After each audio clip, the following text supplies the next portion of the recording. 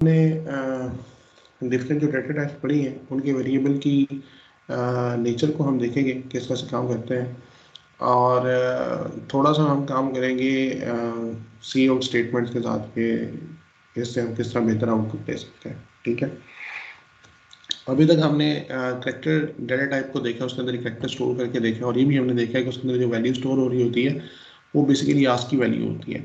ठीक है, और उसको थोड़ा सा एक चीज़ उसमें और ऐड करेंगे कि उसमें जो आस्की वैल्यू जो कोड स्टोर हो रहा था उसको हम एज इंटीजर भी ट्रीट कर सकते हैं। ठीक है, ये उसको पता हम कोई मैथमेटिकल ऑपरेशन परफॉर्म करते हैं तो वो भी आसानी से हो जाएगा। ठीक है, सेकेंडली जो बूलियन डाटा टाइप हमने देखी थी कि इसके अंदर ट्रू फॉल्स वैल्यूज हो सकती हैं, तो वो भी बैकएंड के ऊपर एज इंटीजर वैल्यूज ही काम करती हैं, उसको भी देखेंगे। ठीक है, तो सबसे पहले सी आउट स्टेटमेंट को थोड़ा सा मैं एक्सप्लोर करता हूँ जो हमने स्टडी किया था। सी आउट जो है इसमें सी मीन्स करेक्टर होता है और आउट मीन्स आउटपुट स्ट्रीम। ठीक है, यानी करेक्टर ऑफ आउटपुट। तो जब भी हमने कोई करेक्टर ऑफ आउटपुट स्क्रीन पे डिस्प्ले करनी होती है तो हम सी आउट स्टेटमेंट यूज़ करते हैं। और इसके बाद ये जो सिंबल है इसको इंसर्शन ऑपरेटर कहते हैं। इसको मैंने आपको बताया था कि अभी आप इसको होल्ड करें, हम बाद में डिस्कस करेंगे, आज हम डिस्कस करने वाले हैं। सी आउट स्टेटमेंट के अंदर बेसिकली हम मल्टीपल चीज़ें स्क्रीन पर आउटपुट कर सकते हैं। ठीक है, और जब भी हमने कोई एलिमेंट आउटपुट करना है उसके लिए हमें ये इंसर्शन ऑपरेटर लगाना पड़ता है। अच्छा, क्या कुछ आउटपुट कर सकते हैं, जैसे ये स्टेटमेंट से पता चल रहा है हमें ये करेक्टर ऑफ जो है वो करेक्टर स्ट्रीम को आउटपुट कराता है। तो इस पर दो चीज़ें हमारे पास आ सकती हैं, या तो हम स्टैटिक वैल्यूज आउटपुट करवा सकते हैं या हम किसी वेरिएबल की वैल्यू को भी आउटपुट करा सकते हैं। ठीक है, तो फॉर इंस्टेंस अगर मैंने कोई स्टैटिक वैल्यू, कोई टेक्स्ट या करेक्टर्स को आउटपुट करना है तो मैं सिंपली उनको डबल कोट्स के अंदर राइट डाउन कर सकता हूँ। ठीक है, लेट्स सपोज मैं यहाँ पे हेलो वर्ल्ड लिखता हूँ। ठीक है, तो ये करेक्टर स्ट्रीम है जो स्क्रीन पे आउटपुट हो जाएगी। ठीक है, इसको मैं कंपाइल एंड रन करने के लिए F11 प्रेस करता हूँ। ठीक है, आउटपुट में आ रहा है हेलो वर्ल्ड, जो मैंने लिखा था एज इट इज स्क्रीन पे आ गया। ठीक है, अभी मैंने बताया है कि सी आउट स्टेटमेंट के अंदर जो इंसर्शन ऑपरेटर है हम मल्टीपल यूज़ कर सकते हैं। मल्टीपल क्यों यूज़ कर सकते हैं? अगर हमने मल्टीपल इंसर्शंस करनी है इसके अंदर। फॉर इंस्टेंस मेरे पास यहाँ पे कोई वेरिएबल है इंटीजर ए, इसके अंदर जो वैल्यू मैंने 20 ऐड कर दी है, और अब मैं चाहता हूँ कि इस स्टेटमेंट के साथ ये वेरिएबल ए बी, इसकी वैल्यू भी प्रिंट हो जाए। तो what I can do is कि मैं यहाँ पे इंसर्शन ऑपरेटर ऐड करूँगा, 20 ऐड करूँगा, और इसको भी मैं एक ही सी आउट स्टेटमेंट के साथ स्क्रीन पे आउटपुट करा सकता हूँ। ठीक है, फिर 11 करता हूँ, शॉर्टकट की कंपाइल एंड रन के लिए, तो मेरे पास आउटपुट में हम हेलो वर्ल्ड, और उसके बाद जो ए करेक्ट इंटीजर था उसकी जो वैल्यू थी वो यहाँ पे स्क्रीन पे प्रिंट आउट हो गई है। ठीक है, अच्छा अब यहाँ पे हम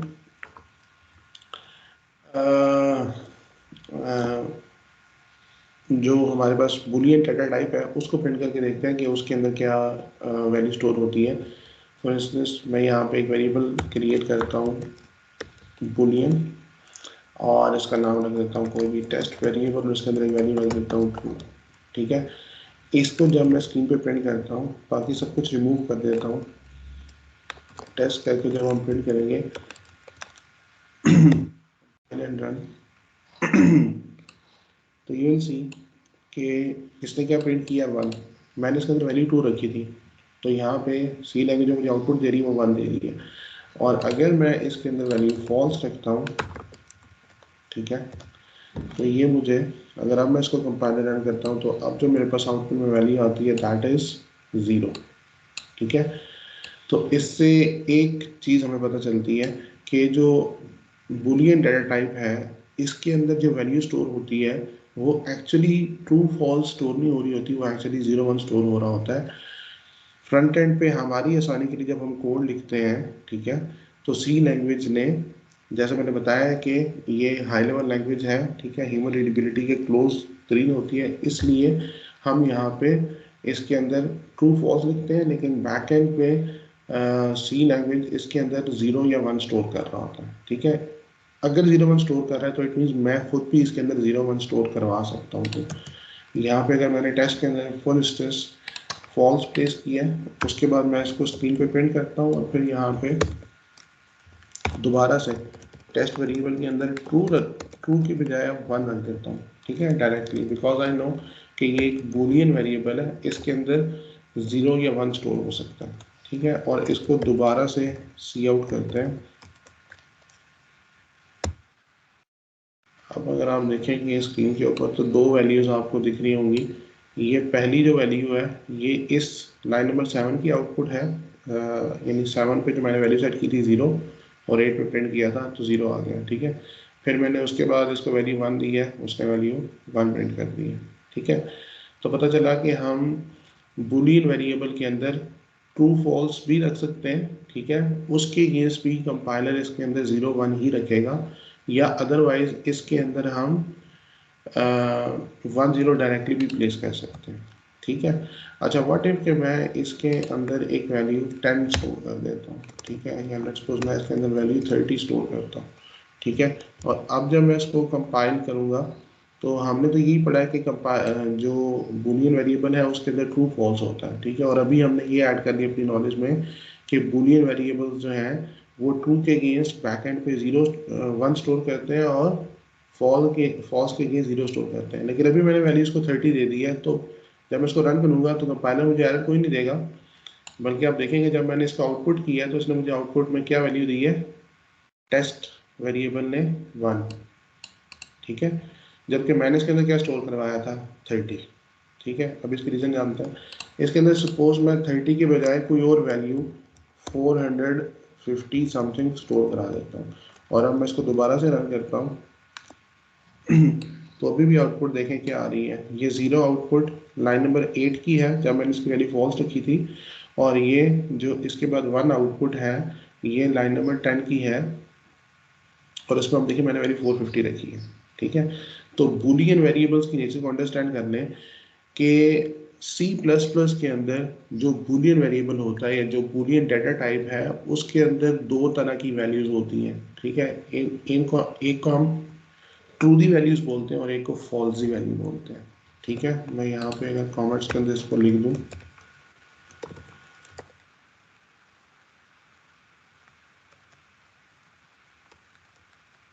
ये दो तरह की वैल्यूज होती हैं बूलियन वेरिएबल्स की, ठीक है। अच्छा, अब फॉल्स वैल्यू क्या होती है, कोई जो जब भी हम इसके अंदर कोई 0 वैल्यू प्लेस करते हैं, ठीक है, तो वो इसको फॉल्स ट्रीट करता है, या हम इसके अंदर फॉल्स लिख देते हैं तो तब भी वो इसको फॉल्स ट्रीट करेगा। इसके अलावा मैं कोई भी वैल्यू लिखूंगा, चाहे मैं 1 लिखता हूँ या मैं कोई भी ग्रेटर देन 1 वैल्यूज को साइन करता हूँ, ठीक है, तो वो उसके लिए एक ट्रू दी वैल्यू है, ठीक है। अभी तक हमने करके देख लिया। तो इसका यूजेज हम आगे देखेंगे, अभी सिर्फ हमें नेचर अंडरस्टैंड करनी है कि जो बूलियन वेरिएबल है वो किस तरह से बिहेव करता है। और ये सिर्फ बूलियन वेरिएबल के लिए नहीं है, actually this is about Boolean data type, ठीक है। जब भी अब मैं बोलूँगा बूलियन डाटा टाइप तो आपने समझ जाना है कि जब भी आउटपुट 1 आएगी या 1 से कोई बड़ा नंबर आएगा तो इट मीन्स कि वो एक ट्रू दी वैल्यू है, ठीक है। और अगर वैल्यू फॉल्स होती है, ठीक है, या 0 होती है, ठीक है, तो हम इसको फॉल्सी वैल्यू कंसीडर करेंगे, ठीक है।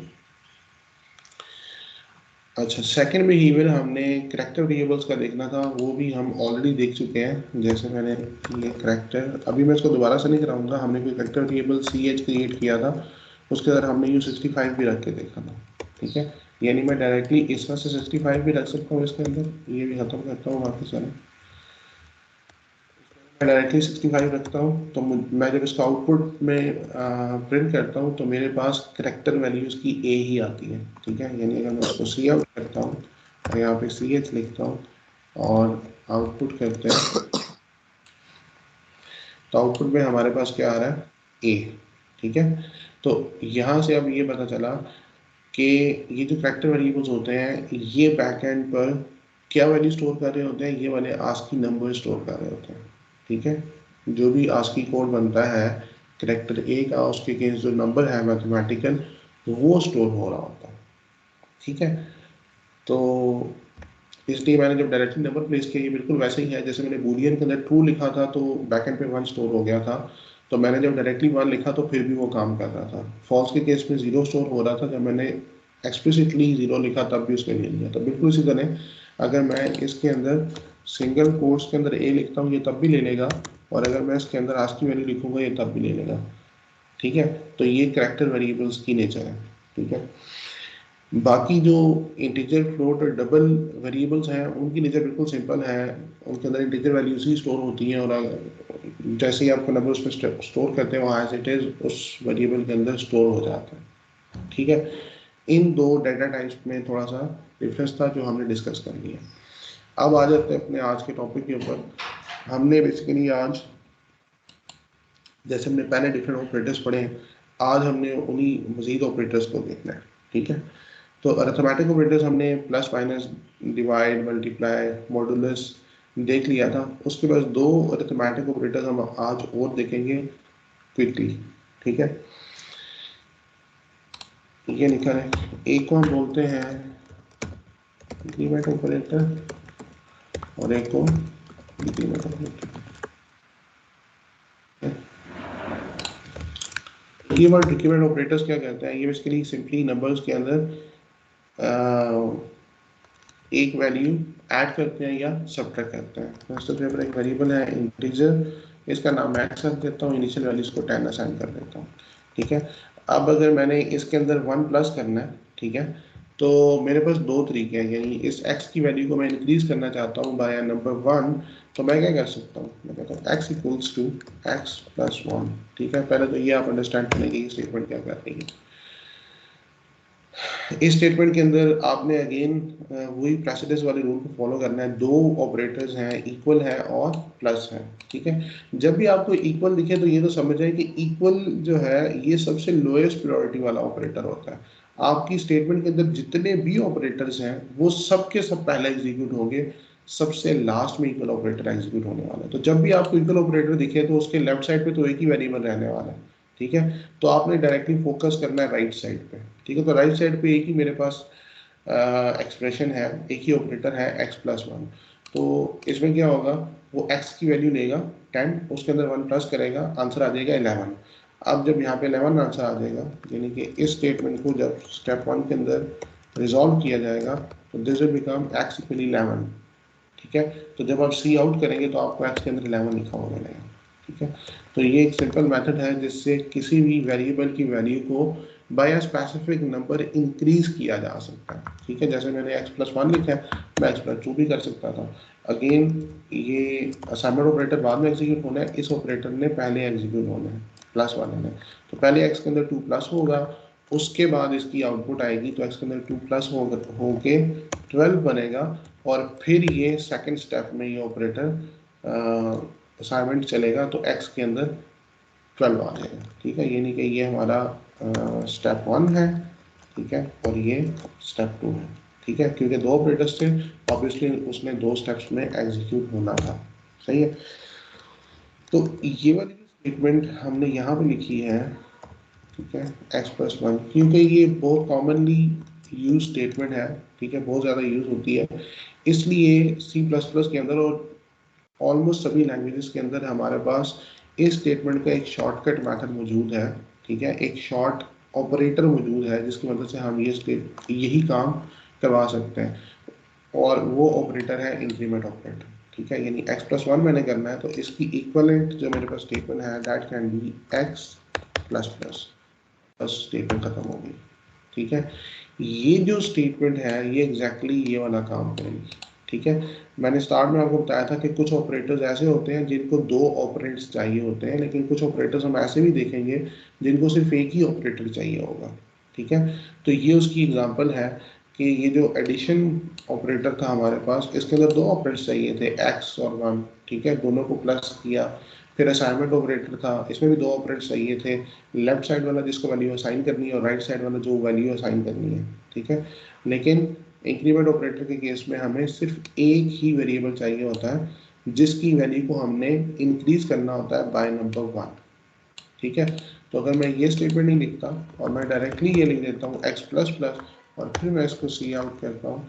ठीक है, x को यूं करके, तो मेरे पास आउटपुट क्या आएगी, 11। ठीक है, इसको मैं रन कर लेता हूँ और यहाँ पे आप देखेंगे आउटपुट क्या आ रही है, 11। x की वैल्यू 10 थी, मैंने इंक्रीमेंट किया, इसमें 11 आ गई। बिल्कुल इसी तरह जैसे हमारे पास ये इंक्रीमेंट ऑपरेटर है प्लस प्लस करके, हमारे पास यहाँ पे डिक्रीमेंट ऑपरेटर भी है माइनस माइनस करके। ठीक है, अगर इसको अब मैं डिक्रीमेंट करता हूँ सेव करके और कंपाइलर रन करता हूँ, तो यू विल सी कि ये स्क्रीन पे 9 प्रिंट कर रहा है। ठीक हो गया। ये दो ऑपरेटर्स हैं जो हमने ऐड कर लिए हैं, जो हमारे अरिथमेटिक ऑपरेटर्स थे उनके अंदर पहले हमने नहीं देखे थे। ठीक हो गया। अच्छा, अब इसमें अगेन जब ये किसी एक्सप्रेशन के अंदर यूज होंगे, किसी स्टेटमेंट के अंदर, तो ऐसा भी तो हो सकता है ना कि ये मल्टीपल यूज हो रहे हो। ठीक है, तो इनकी जो प्रेसिडेंस होती है वो भी हमें ऑपरेटर्स की देखनी पड़ेगी ना। फॉर इंस्टेंस मेरे पास ये स्टेटमेंट होती है ना, x equals 10 plus x plus plus. ठीक है, क्यों? ये स्टेटमेंट भी बिल्कुल ठीक है। उसकी रीज़न क्या है कि यहाँ पे मेरे पास तीन ऑपरेटर्स हैं, 1 2 3। ठीक है, खैर यहाँ पे भी फिर मैंने अभी x को डिक्लेयर ही किया, तो यहाँ पे तो यूज़ नहीं करेंगे। फॉर इंस्टेंस मैं एक नया वेरिएबल बनाता हूँ इंट y करके, और इसमें कहता हूँ x प्लस, या for example x plus 10 plus x plus plus, multiply करते हो ज़्यादा क्लियर होगा। ठीक है, तो अब अगेन यहाँ पे हमें प्रेसिडेंस देखनी होगी कि किसकी प्रेसिडेंस ज़्यादा है। ठीक है, अब अगर आप देखें, अगर ये जो हमारे पास यूनरी ऑपरेटर है इंक्रीमेंट वाला, इसकी प्रेसिडेंस ज़्यादा है, तो x की वैल्यू पहले 1 प्लस होगी, यानी कि 11 बनेगी, और उसके बाद वो 10 से मल्टीप्लाई होगा। ठीक है, तो आंसर 110 आएगा, और फिर उसके अंदर x की वैल्यू प्लस होगी जो कि ऑलरेडी 11 हो चुकी है। ठीक है, तो उसके अंदर भी 1 प्लस करके 121 बनेगा। ठीक है, या थोड़ा सा सिंप्लीफाई कर देते हैं इसको यू करके। ठीक है, इसको मैं भी प्रिंट करके y को प्रिंट करके देखते हैं।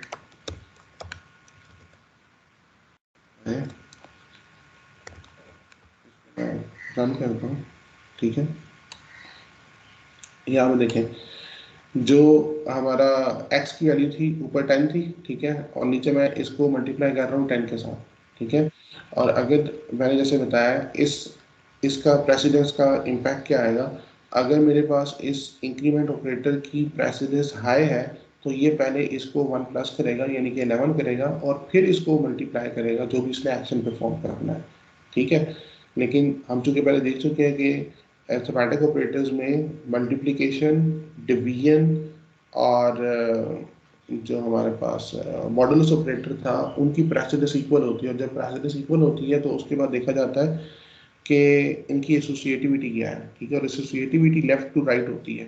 ठीक है, तो यहाँ पे भी चूंकि प्रेसिडेंस इक्वल है, ठीक है, तो इसलिए वो लेफ्ट टू राइट देखेगा कि पहले किस ऑपरेटर को एग्जीक्यूट करना है। तो लेफ्ट साइड से अगर देखा जाए तो पहले मल्टीप्लिकेशन आ रहा है। ठीक है, तो पहले 10 को मल्टीप्लाई किया जाएगा x के साथ।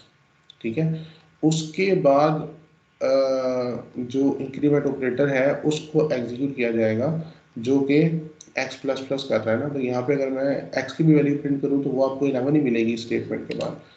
यहाँ पे मैं अगर स्पेसिफिकली हम इसको प्रिंट करना चाहें, हम इस तरह थोड़ा मीनिंगफुल बनाने के लिए यूँ भी कर सकते हैं, x इक्वल्स टू, ठीक है, स्पेस दे दिया, और उसके बाद इंसर्शन ऑपरेटर के थ्रू मैंने यहाँ पे x की वैल्यू दे दी। इसी तरह इसको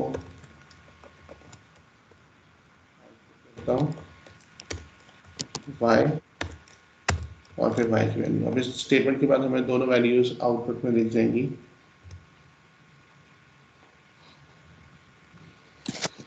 अच्छा, ये दोनों वैल्यूज एक ही लाइन के अंदर आ रही है। मैं इसको नेक्स्ट लाइन में लाने के लिए हमारे पास एंड लाइन करके एक जो सी आउट स्टेटमेंट है उसका एक प्री डिफाइंड ऑब्जेक्ट होता है जो हम यूज़ कर सकते हैं, जो हमारी आउटपुट को नेक्स्ट लाइन के अंदर लेके आता है। ठीक है, वो फिर हम यहाँ पे लगा सकते हैं, भी लगा के देख भी लेंगे। अच्छा, अब आप देखें यहाँ पे मुझे y की आउटपुट 100 आ रही है, लेकिन x के अंदर 11 पड़ा हुआ है। तो अगर आप देखें तो as per the value of x जो कि 11 है, तो आउटपुट क्या आनी चाहिए थी, 11 मल्टीप्लाई बाय, यानी x मल्टीप्लाई हो रहा है ना 10 के साथ, तो 11 अगर 10 के साथ मल्टीप्लाई होता तो आउटपुट में 110 आना चाहिए था। ठीक है, लेकिन 110 इसलिए नहीं आया क्योंकि जो यहाँ पे प्रेसिडेंस है इंक्रीमेंट ऑपरेटर की वैसे ज़्यादा है, और जो मल्टीप्लिकेशन ऑपरेटर है इसकी भी सबसे ज़्यादा है अरिथमेटिक ऑपरेटर्स में जो हमने देखा था। ठीक है, तो यहाँ पे चूंकि दोनों ऑपरेटर्स एक ही स्टेट में मौजूद हैं तो हम एसोसिएटिविटी देखेंगे, तो एसोसिएटिविटी लेफ्ट टू राइट चलेगी, तो पहले मल्टीप्लिकेशन ऑपरेटर चलेगा। तो मल्टीप्लिकेशन के केस में पहले ही हो, तो ये वाला एक्सप्रेशन पहले एग्जीक्यूट होगा 10 मल्टीप्लाई एक्स, तो इस स्टेट तक एक्स की वैल्यू 10 थी, तो उसने 10 को 10 से मल्टीप्लाई करके 100 आउटपुट दे दिया। ठीक है, वाई मतलब वाई को। ठीक है, और उसके बाद जो ऑपरेटर था एक्स प्लस प्लस वो एग्जीक्यूट हुआ है, जिसने एक्स की वैल्यू को 1 प्लस किया और 11 कर दिया। ठीक है, अच्छा ये जो इंक्रीमेंट ऑपरेटर है, इसी तरह मैंने बताया हमारे पास डिक्रीमेंट ऑपरेटर भी है, इसको मैं माइनस माइनस भी कर सकता हूँ यूँ करके। ठीक है, अब ये जो इंक्रीमेंट और डिक्रीमेंट ऑपरेटर्स हैं ये दो तरह से हम इनको यूज़ कर सकते हैं। ठीक है, एक तो मैं ये कर रहा हूँ कि मैं इस x प्लस प्लस को प्लस प्लस एग्जाम्पल में लेता हूँ, ईजी है। ठीक है, और आसानी के लिए मैं इसकी वैल्यू 2 कर देता हूँ। ठीक है, x को जो इंक्रीमेंट ऑपरेटर है मेरा वो मैं x के बाद लगा रहा हूँ। ठीक है, ऐसा भी तो पॉसिबल है कि मैं ऑपरेटर तो आप किसी भी जगह लगा सकते हैं ना, जैसे मैं 10 मल्टीप्लाई एक्स प्लस कर रहा हूँ। ठीक है, यानी 10 और एक्स के बीच मल्टीप्लिकेशन कर रहा हूँ, तो मैं एक्स पहले लिख दूँ 10 बाद में लिख दूँ, ये भी पॉसिबल है। ठीक है, बिल्कुल इसी तरह जो मेरे पास ये वाला ऑपरेटर है, ठीक है, ये दो तरह का होता है। ठीक है, एक को हम बोलते हैं पोस्ट फिक्स और एक को बोलते हैं प्रीफिक्स। ठीक है, प्रीफिक्स के केस में हम क्या करते हैं, ये जो एक्स प्लस प्लस लिखा हुआ है प्लस प्लस ऑपरेटर जो है इसको बाद के बजाय पहले लिख देते हैं।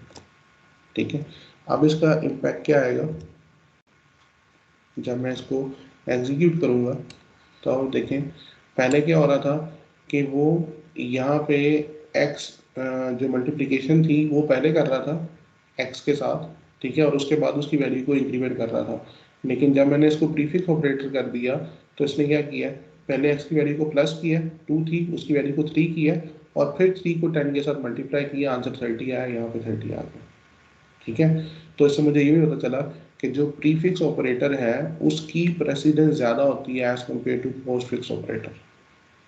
ठीक है, अब अगर आप यहाँ पे देखें इस स्टेटमेंट के अंदर, वैसे तो जो मेरा पोस्ट फिक्स ऑपरेटर था जो मैंने लगाया था उसकी और मल्टीप्लिकेशन की जो प्रेसिडेंस थी वो इक्वल थी। ठीक है, उसकी बेसिस पे हमने देखा एसोसिएटिविटी क्या है, मल्टीप्लिकेशन पहले आ रहा है तो पहले मल्टीप्लिकेशन कर ली हमने।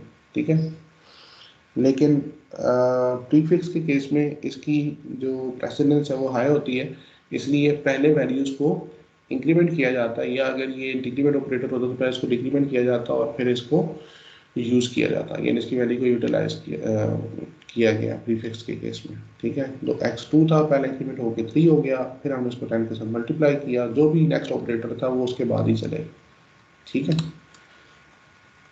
तो ये दो ऑपरेटर्स मैथमेटिक के अंदर मजीद यूज होगी।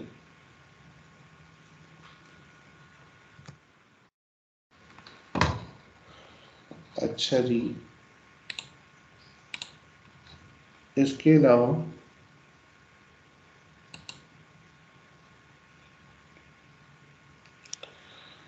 अच्छा इसके बाद हमने दो ऑपरेटर्स और कर लें। ठीक है, कोशिश करते हैं अगर आज के सेशन में हम कवर कर पाते हैं।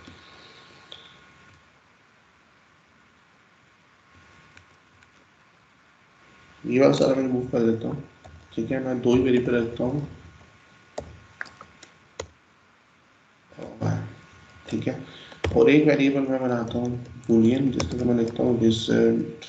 ठीक है, इसको इनिशियली कोई भी असाइन नहीं करता, और सी आउट स्टेटमेंट के अंदर, ठीक है, मैं एक्स की वैल्यू प्रिंट करूँगा एक्स, और उसके बाद जो मैंने बताया कि सी आउट स्टेटमेंट में हमारे पास एक प्री डिफाइंड ऑब्जेक्ट होता है एंड, एंड का मतलब है एंड ऑफ लाइन। ठीक है, तो ये बेसिकली आउटपुट को नेक्स्ट लाइन पे ले जाएगा। एक्स की वैल्यू प्रिंट करेंगे, फिर वाई की वैल्यू प्रिंट करेंगे,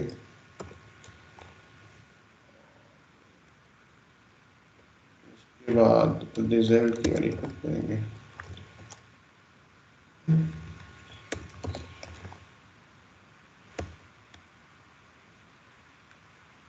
थोड़ा सा मीनिंगफुल आउटपुट बन जाएगा। ठीक है, अच्छा, जो ऑपरेटर अभी हमने देखने हैं उनको बोलते हैं रिलेशनल ऑपरेटर्स। ठीक है, और इनकी जो प्रेसिडेंस होती है वो हमारे जो अरिथमेटिक ऑपरेटर्स होते हैं उनसे लो होती है। ठीक है, ये नहीं कि मेरे पास कोई अरिथमेटिक ऑपरेटर है और रिलेशन ऑपरेटर भी है तो पहले अरिथमेटिक ऑपरेशन परफॉर्म होगा, उसके बाद रिलेशन ऑपरेशन परफॉर्म होगा। ठीक है, रिलेशन ऑपरेटर्स क्या होते हैं, जब भी हमने दो वेरिएबल्स या दो वैल्यूज के बीच कोई भी रिलेशन फाइंड करना होता है उसको रिलेशन ऑपरेटर कहते हैं। ठीक है, और सी प्लस प्लस के अंदर रिलेशन किस तरह का हो सकता है, मैथमेटिकल रिलेशन ही होते हैं, वो हम देख लेते हैं कौन कौन से होने वाले हैं। अच्छा, ये इंक्रीमेंट और डिक्रीमेंट ऑपरेटर हमने देख लिया और इसमें हमने देख लिया कि ये प्लस प्लस माइनस माइनस, और इन दोनों के अंदर हमने देखा है कि पोस्ट फिक्स और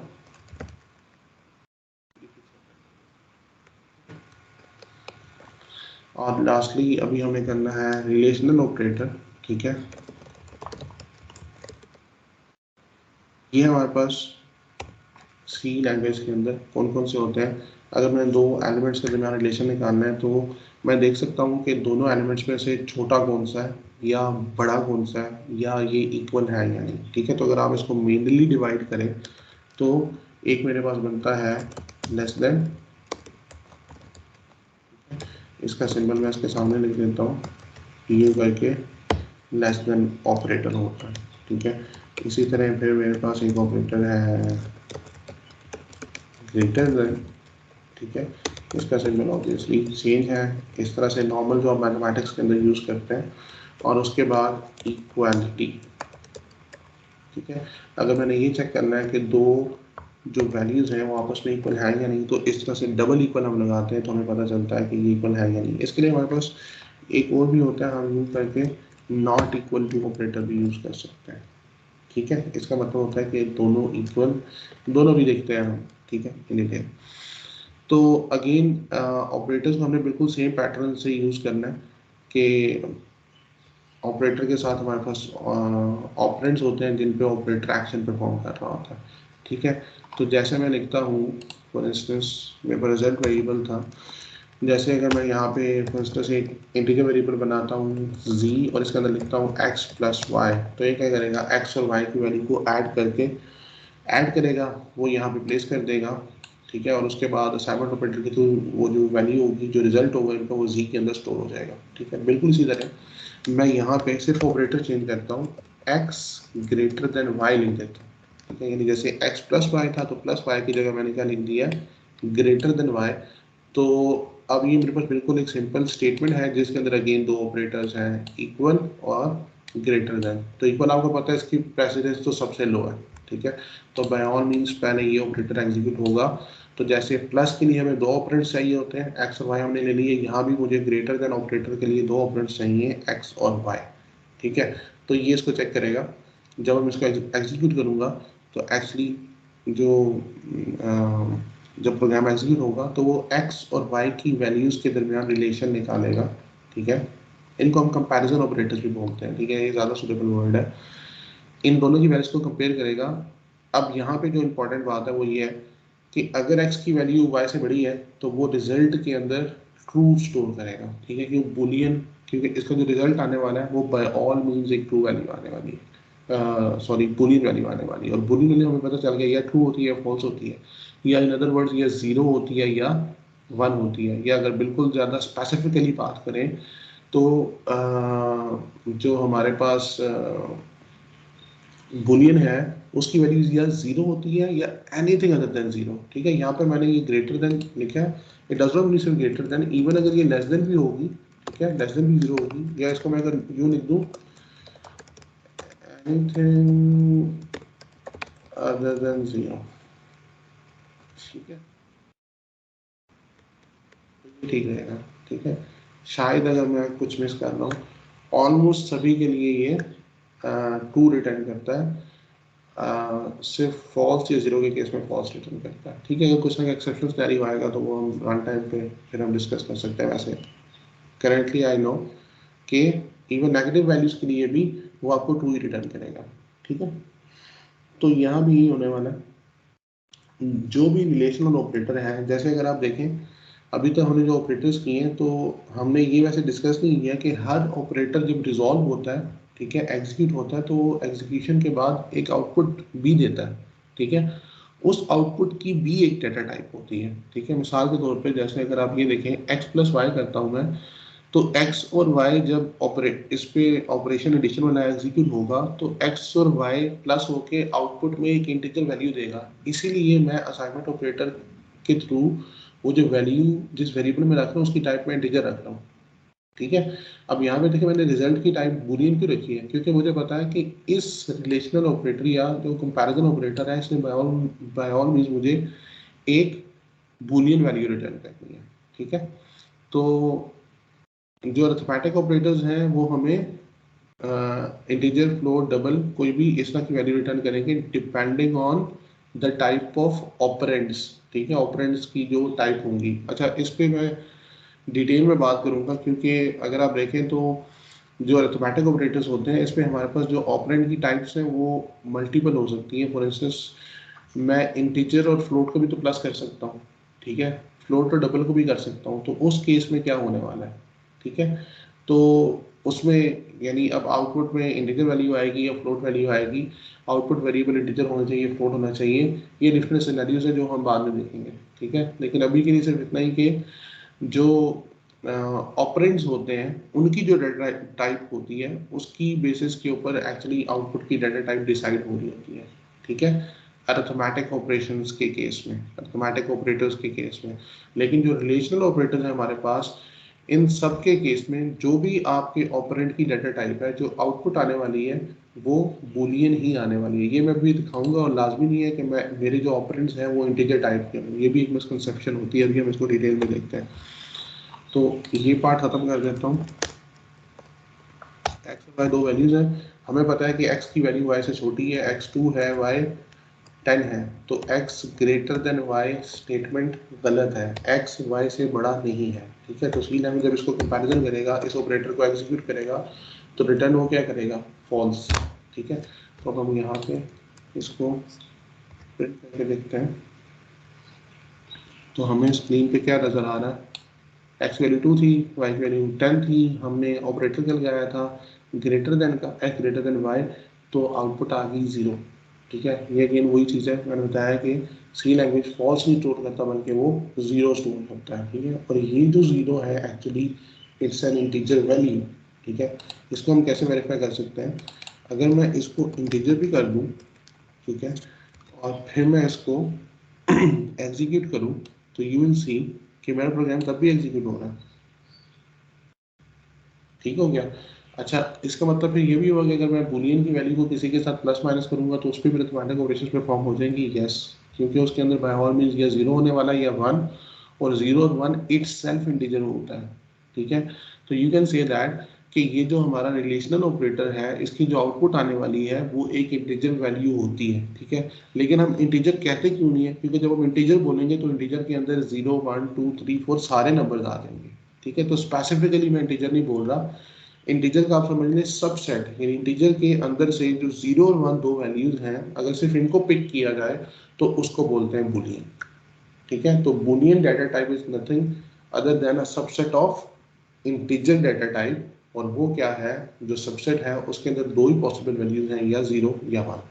ठीक है, अच्छा, अब ये जो रिलेशनल ऑपरेटर है, अब सिंपली आप इसको, मैंने ग्रेटर देन यूज किया, आप लेस देन भी यूज कर सकते हैं। ठीक है, मैं यहाँ पे अगर इसको लेस देन लगा के एग्जीक्यूट करता हूँ अपने प्रोग्राम को, तो आउटपुट क्या आ जाएगी, पहले वो फॉल्स दे रहा था यानी कि 0 दे रहा था, अभी आउटपुट में वो 1 देगा यानी कि ट्रू रहने लग गया। ठीक है, और तीसरा जो ऑपरेटर हमने इक्वल टू लगाना है, ये हमें बताएगा कि ये इक्वल है या नहीं। तो मैं अगर x इक्वल y करता हूँ, तो इसका मतलब क्या है कि वो कंपैरिजन करेगा x और y की वैल्यू को, अगर इक्वल होगी तो वो ट्रू रिटर्न करेगा, अदरवाइज फॉल्स रिटर्न करेगा।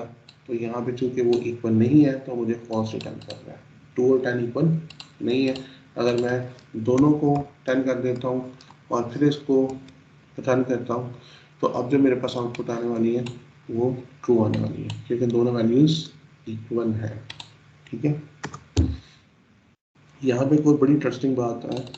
लेट्स सपोज मैं इस करेक्टर जो y है इसकी वैल्यू करेक्टर कर देता हूँ और इसकी वैल्यू a लिख देता हूँ और अब ये ऑपरेशन परफॉर्म करता हूँ। तो अब क्या होने वाला है जब मैं इसको एग्जीक्यूट कर रहा हूँ,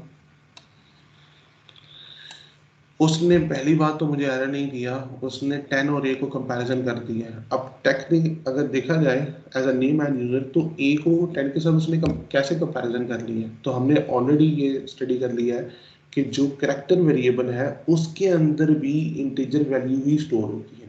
ठीक है, और वो कौन सी वैल्यू होती है, वो उस कैरेक्टर की आस्क की वैल्यू होती है।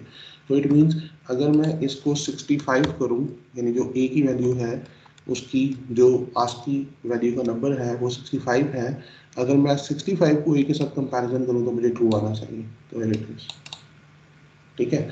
तो यहाँ से पता चला कि जो करेक्टर डेटा टाइप है, अगर इसको अब मैं डिफाइन करता हूँ तो this is nothing but it's a subset of integer data type.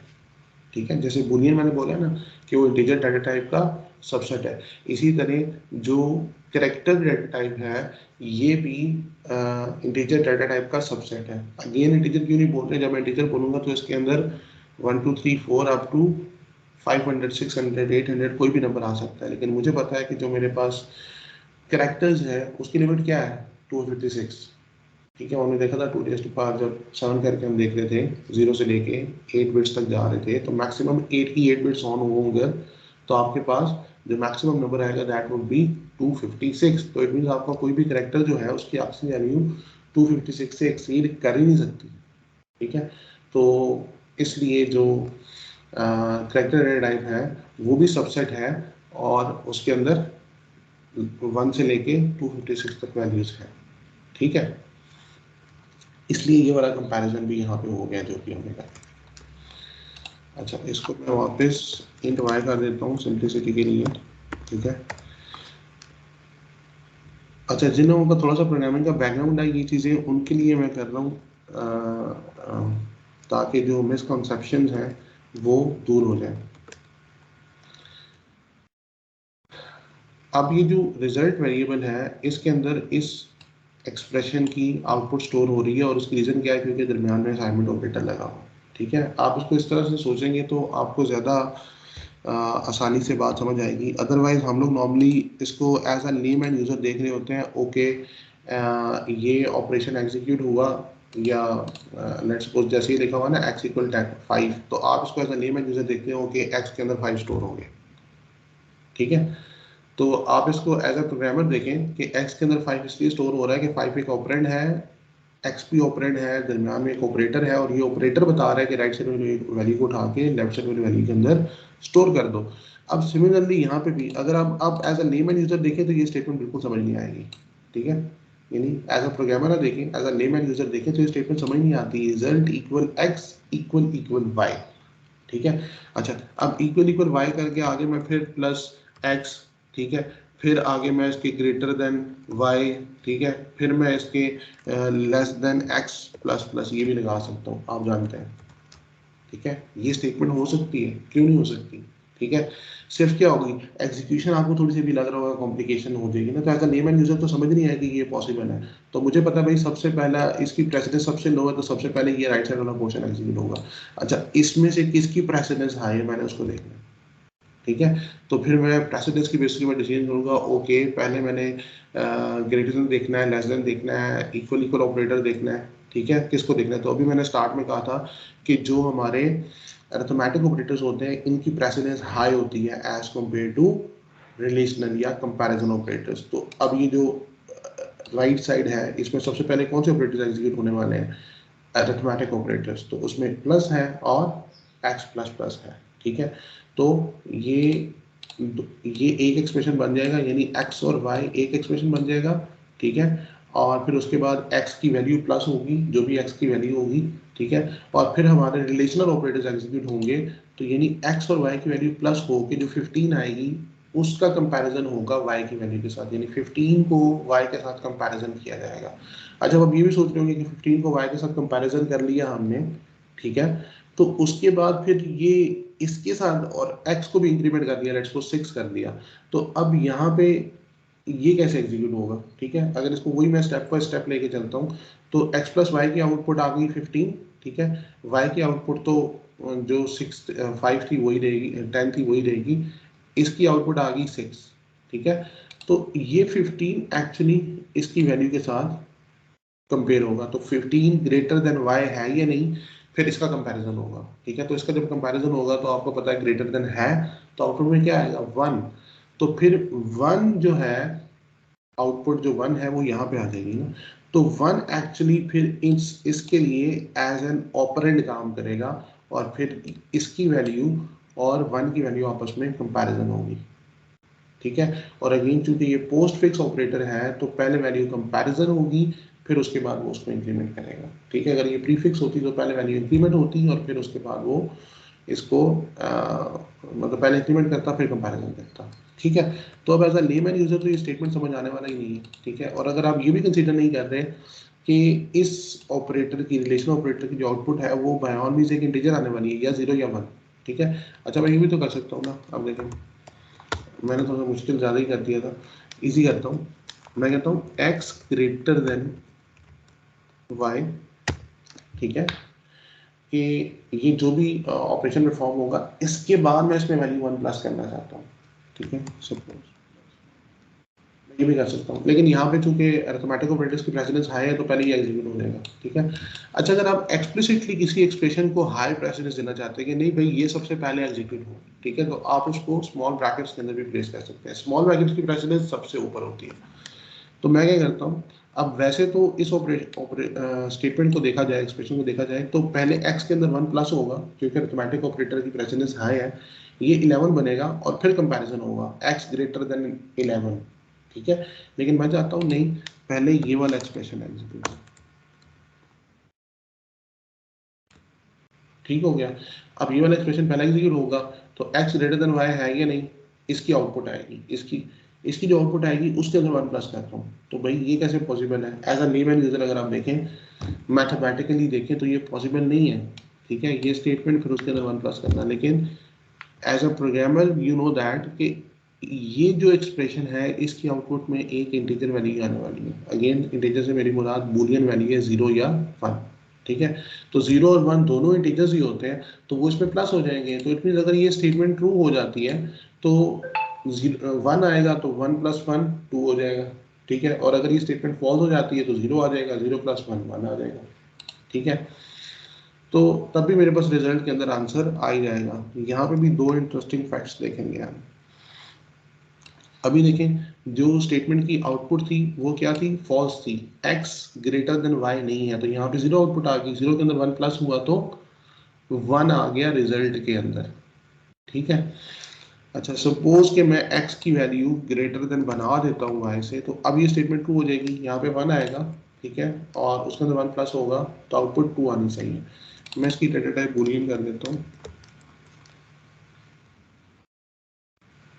अब जब मैं इसको एग्जीक्यूट करूंगा तो आप देखें आउटपुट अभी भी 1 आ रही है ठीक है, ये 1 इसलिए आई है, बेसिकली आई 2 ही थी, यानी x ग्रेटर देन y था, 12 ग्रेटर देन 10 ट्रू हो गया, 2 के मतलब होता है 1, तो 1 के अंदर 1 प्लस हुआ तो आंसर आ गया 2, ठीक है।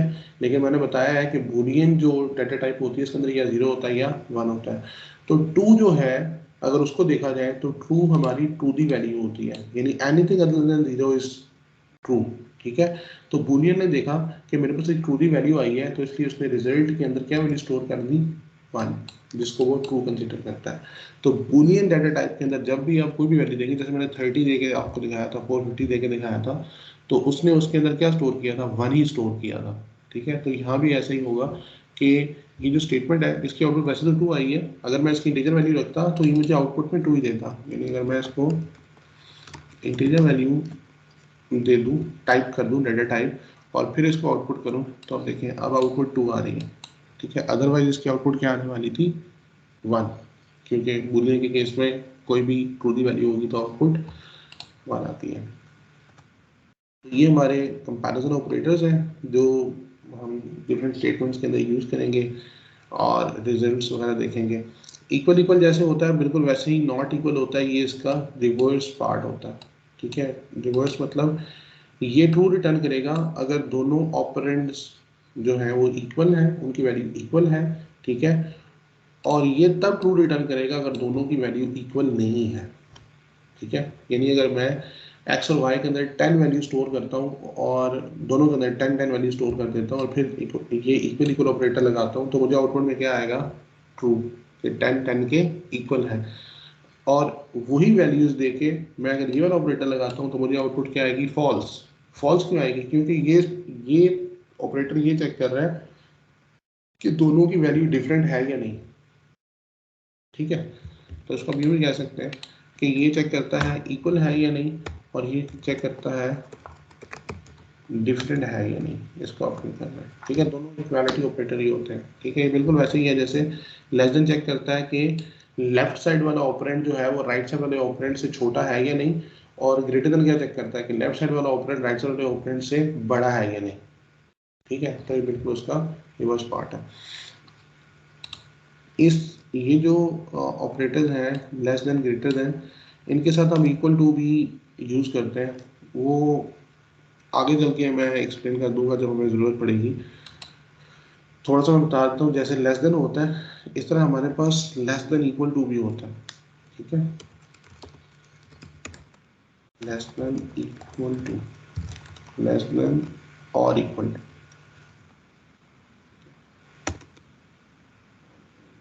होता है या होता है। ठीक है, तो इसका मतलब इसको यूँ लिखते हैं, ये दोनों मिला के, ये दोनों सिंबल्स जो हैं लेस देन इक्वल टू वाले मिला के एक ऑपरेटर है ये। ठीक है, इसको दो नहीं समझना आपने कि ये इक्वल ऑपरेटर अलग है और ये अलग है। ठीक है, जब भी ये इकट्ठे आएंगे दरमियान में कोई स्पेस नहीं होगा, तो इट मीन्स ये less than equal to operator है।